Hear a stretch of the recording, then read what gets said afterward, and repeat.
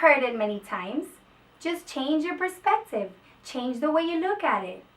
How the heck do we do that? The answer is reframing. If you reframe, you are able to change the way you look at anything.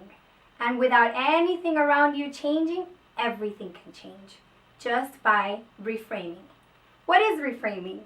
Think of your grandma and that beautiful piece of art with the Florida Keys sunset, like it was a picture that had a terrible frame. It was Victorian and gold and it had like black parts. It was just so ugly. And you were like, oh gosh, do I have to put that up? It's so nasty.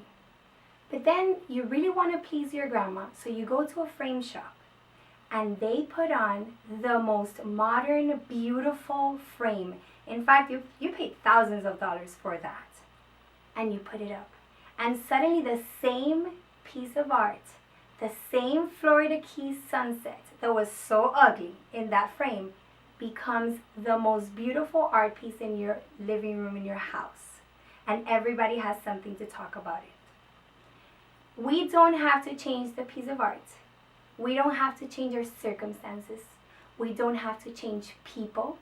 We don't have to change what we're going through to be able to change everything, to be able to look at it from a different standpoint.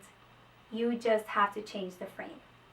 So I always tell my clients, you need to reframe, because reframing is going to allow you to move on, to move forward, to look at that aspect that you weren't focusing on that's going to help you grow and become a better version of yourself.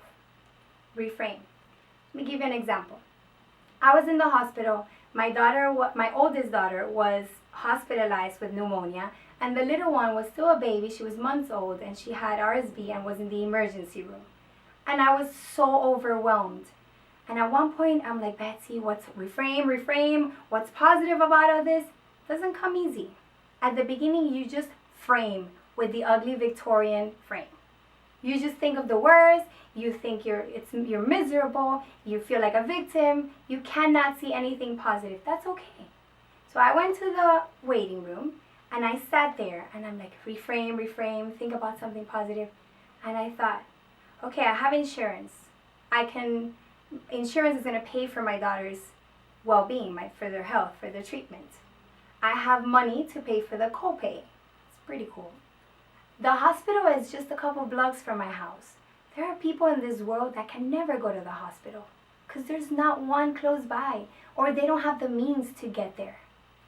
I have 3 people right now with my 3 children, and they're being taken care of because I have this amazing support network. I am healthy, which means that I can be here taking care of my daughters because I'm not going to give them any disease that I may have. And I'm going to walk out of here in just a couple of days with my healthy girls because my kids don't have something too serious. That means that they may not even walk out of here with me.